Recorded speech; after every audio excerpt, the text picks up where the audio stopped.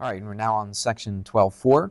As you can see, it's volumes of prisms and cylinders. In the last couple lessons, we've been doing the surface area of these things. In fact, I think we had a lesson, like lesson 12.2, I think, might have been surface area of prisms and cylinders. But this is different. This is volume of a prism and a cylinder.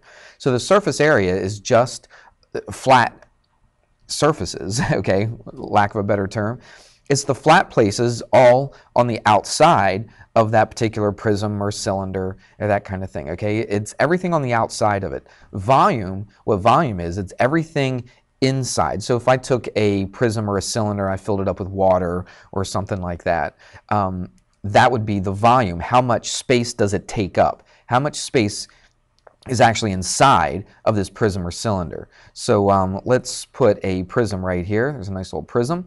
And if I wanted to fill this up, if I was going to open the top of this and pour water in or dirt in or something like that, okay, whatever it is, if I fill the thing up, how much space will be taken up? And that's what you're doing when you're finding the volume.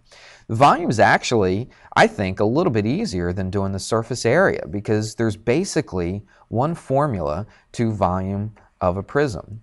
Let's scooch that back up a little bit and let's just write it down. Okay, so the volume of a prism is the area.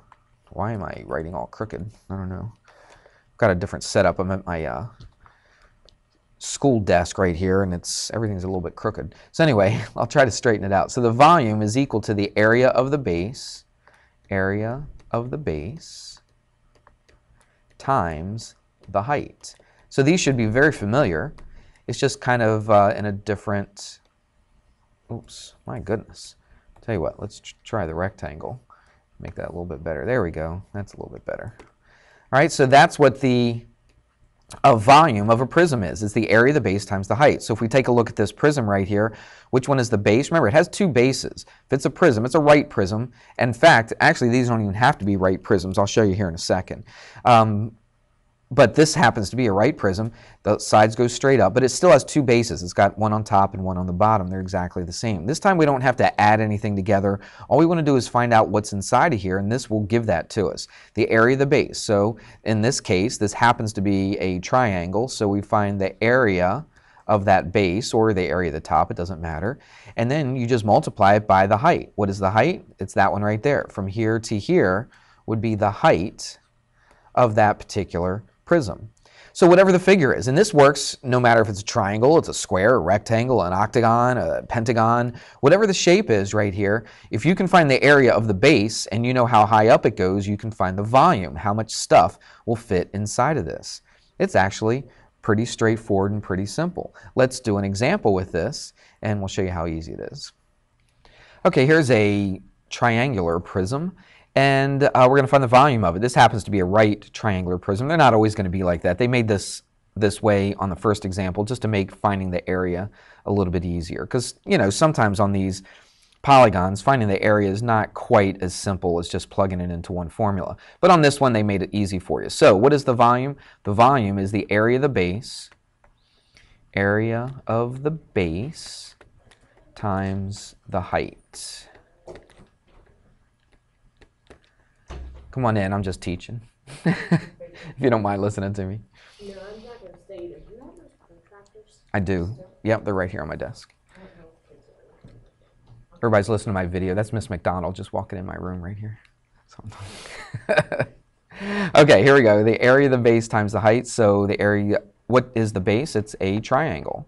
It happens to be a right triangle, and that makes it easy for us because we know the base and the height of that triangle. So the area of the base, it's 1/2 base times height. Now this base right here is different than this base. This base is the whole entire triangle. This little b right here is the base of this right triangle. And this would be the height of the right triangle. So sometimes it's a little confusing with base and height because this is the area of the base of the prism. This is the height of the prism.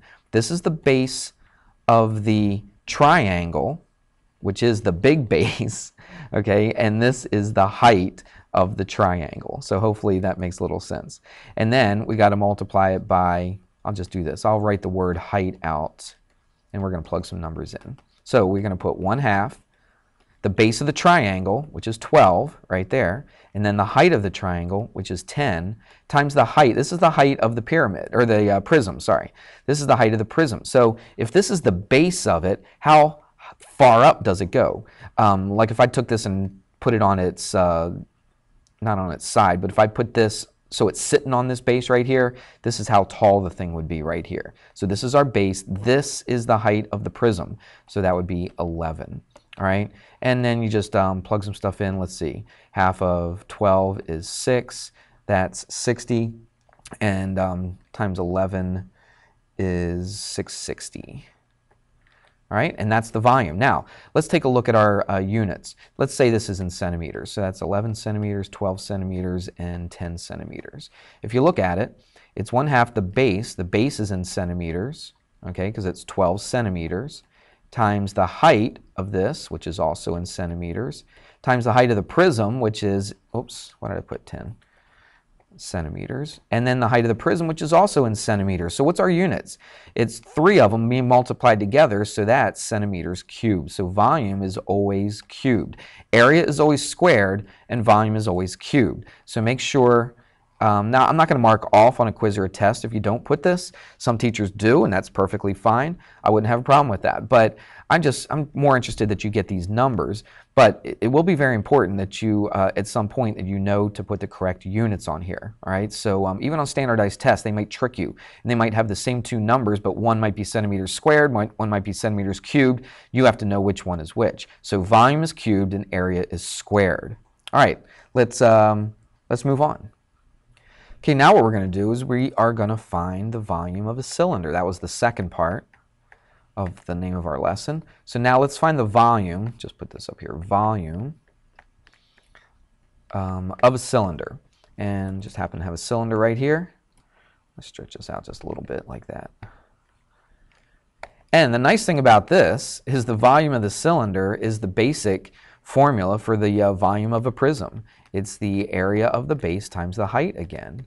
But look at the base of this thing, area of the base times the height. And that's kind of nice because it's the same exact formula for both of them. But what is our base? Our base in this situation is a circle. So what is the area of a circle? It's pi r squared times h, which is the height. So from here to here would be the height. Sorry, it's a little crooked, but I'm writing a little sideways here. So that's the height. I would not memorize this thing right here. You can if you want, I guess, but this is what I memorize. I memorize that volume equals the area of the base times the height. I think that is the important thing to memorize because it's a very general thing. No matter what your base is, this is always going to work. This formula right here only works for the area of a cylinder, okay? I just say a cylinder.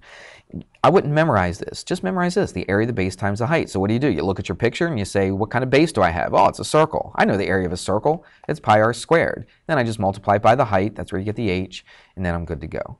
All right? Hopefully that makes a little sense. That's how I like to learn it. I don't like to learn an individual formula for every single different shape that we're going to use here.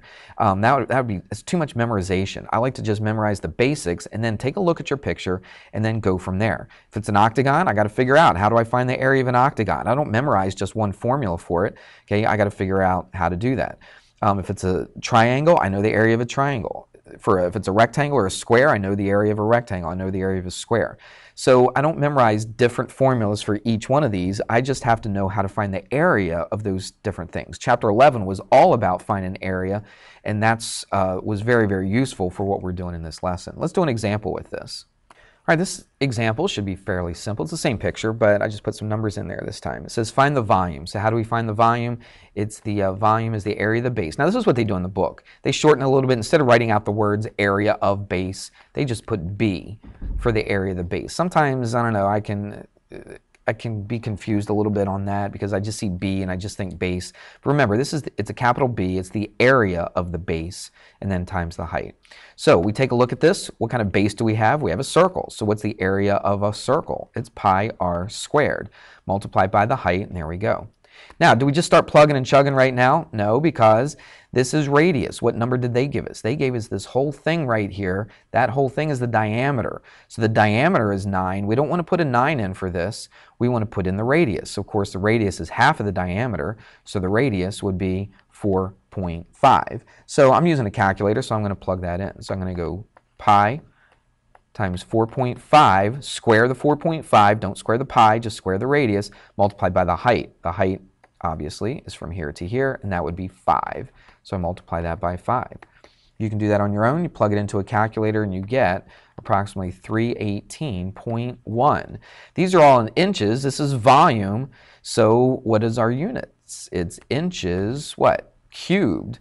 Remember? Because look, this is inches squared times inches. Inches squared times inches is inches cubed.